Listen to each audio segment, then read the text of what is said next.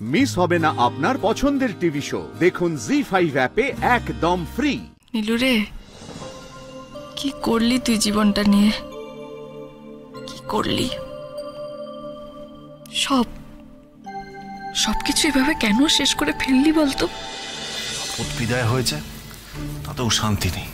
Police phone করে disturb করছে। বিক্রম, তুমি এত রেগে যাচ্ছ কেন? সত্যি করে বলো তো, তুমি স্রোতকে ফোনে যে কথাগুলো বললে, তুমি নিজে সেটা করতে পারছো? মানে তুমি সত্যি করে বলো তো, তুমি মন থেকে একেবারে ভুলে যেতে পেরেছো নীলুকে? তুমি একবারও নীলুকে আজকে খোঁজোনি? একবারও ওর ফোন নাম্বারটা ডায়াল করোনি? ডায়াল করেছি, কারণ কেউ একজন বলছিল বাড়িতে যে ওকে ফোনে পাচ্ছে না, তাই ফোনে মানে আমার ফোন থেকে ডায়াল করেছি। আরে মাই তো বলছিল যে টেনশন হচ্ছে, ফোনে পাচ্ছি না, তাই। আমার কিছু যায় আসে না, গেছে ভালো হয়েছে, আপদ বিদায় হয়েছে, বাঁচা গেছে। বিক্রম, তুমি তো ওকে একেবারে ফেলে দিতে পারছো না। তোমারও তো রক্তের সম্পর্ক, সেটা তো এত সহজে ছেড়া যায় না।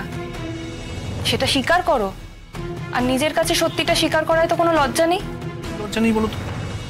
আমি একটা জিনিসই জানি, আমাদের গোটা পরিবারের মুখে চুনকালি মাখিয়ে ও এখান থেকে চলে গেছে, আর কিচ্ছু না। কি হয়েছে তাতে? হ্যাঁ, একদিকে ভালো হয়েছে জানো তো, একদিকে জাস্ট ভালো হয়েছে। ও হারিয়ে গেছে। কি হবে? কদিন কষ্ট হবে, মনে হবে হারিয়ে গেছে, চলে গেছে, পাওয়া যাচ্ছে না।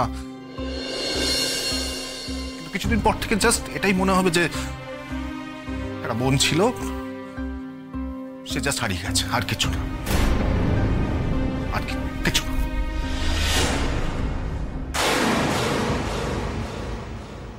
কি হলো স্রোত? বৌমনি কি বললো? পুলিশ কি তোমার মেজদিকে খুঁজছে নাকি? হ্যাঁ, ওই কেসটার ব্যাপারে বোধহয় থানা থেকে ওকে খুঁজছে, তবে পাচ্ছে না। তোমার মেজদি হঠাৎ ভ্যানিশ হয়ে গেল নাকি? পুলিশও পাচ্ছে না, তবে আমারও এবার দুশ্চিন্তা হচ্ছে। চিন্তা হচ্ছে? হ্যাঁ, মানে মানে কি বলবো, ঠিক চিন্তা নয়, তবে একটা জলজ্যান্ত মানুষ কোথায় চলে গেল? আমার ওই ফুটেজটা দেখেই কেমন যেন স্ট্রাইক করেছে। মিস্তি ভাই না তো ওটা? কাল একবার দুপুরের দিকে ওই দোকানটায় যাব।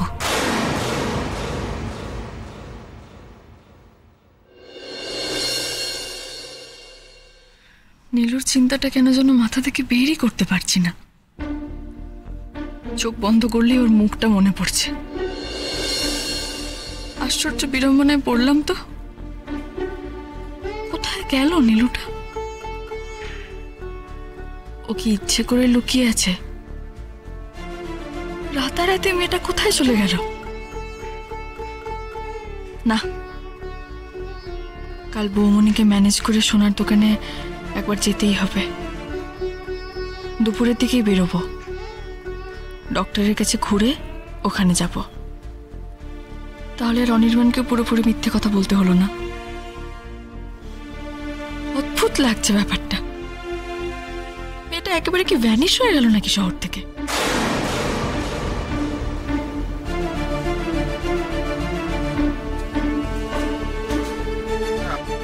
আমি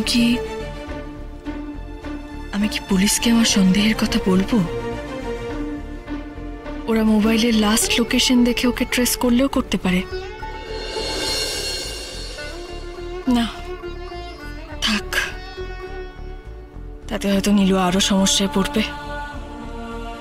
পুলিশের হাত থেকে বাঁচতেই যদি কোথাও লুকিয়ে বসে থাকে, তাহলে আমি আবার ওকে ধরিয়ে দিয়েছি ভেবে আমার প্রতি বিদ্বেষ আরো বেড়ে যাবে। নীলু রে, কি করলি তুই জীবনটা নিয়ে? কি করলি? সবকিছু এভাবে কেন শেষ করে ফেললি বলতো? তোর এই রাগ, হিংসে, লোভ সবকিছু শেষ করে দিল। সবকিছু। সবার ক্ষতি করতে গিয়ে সবচাইতে বেশি ক্ষতি তো নিজেরই হলো।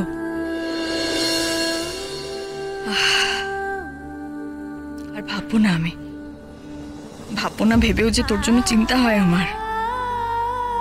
তুই যে ছোট বোন আমার, আমি তো চেষ্টা করেও তোকে একেবারে ছুঁড়ে ফেলে দিতে পারছি না।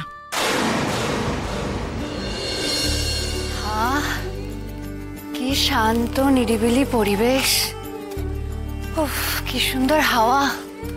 বাবা ঘরের ভেতরটা যেন দম বন্ধ হয়ে আসছিল। উফ কি বদ্ধ লাগছিল।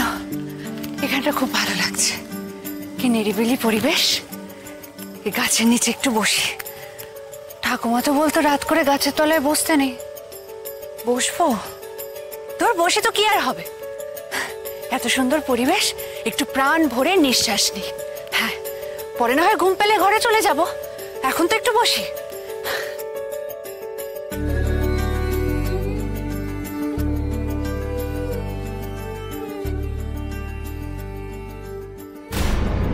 আমি থাকবো তোর উল্টো দিকে, অনির্বাণের পাশে। আর প্রাণপণে আমি এটাই চাইবো যেন সারা জীবনেও তোর মুখ দর্শন আমাকে আর করতে না হয়। আমি আজকে তোকে জানিয়ে দিলাম, আমি তোকে এই বাড়িতে থাকতে দেব না।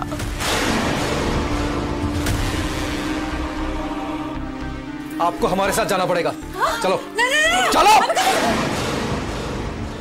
আচ্ছা, এই 2-3 দিনে আমার জীবনে কত কিছু ঘটে গেছে। আমি কি স্বপ্ন দেখছি, নাকি যা যা হয়েছে সবটাই সত্যি?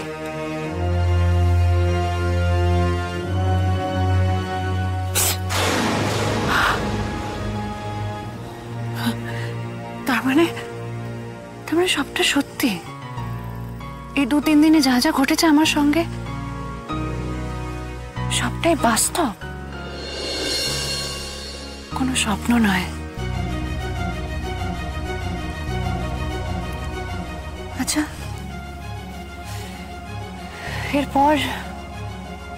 এরপর আমি কোথায় যাব? আমার ভবিষ্যৎ কোথায়? কোথায় ফিরবো আমি? আমার তো কোনো যাওয়ার জায়গা নেই। আর এই যে এরা আমাকে এভাবে ধরে নিয়ে এসেছে, যদি আমার চোখ বেঁধে কোথাও ছেড়ে দিয়ে আসে, আমি আবার চীনে ফিরতে পারবো? আর যদি কলকাতায় ফিরি, সেখানে তো আবার মা, দাদা ভাই, দিদি ভাই, ওদের সবার এক রাশ ঘেন্নার মধ্যে ফিরতে হবে। তার চেয়ে বরং এই ভালো, এখানেই বেশ ভালো আছি। এরা যেভাবে থাকে আমাকে থাকতে দিয়েছে, নিজেদের ভাগের খাবার আমাকে খেতে দিয়েছে, ভালোই তো আছি আমি এখানেই থাকবো। জি5 ডাউনলোড করুন আর সব এপিসোড দেখুন একদম ফ্রি।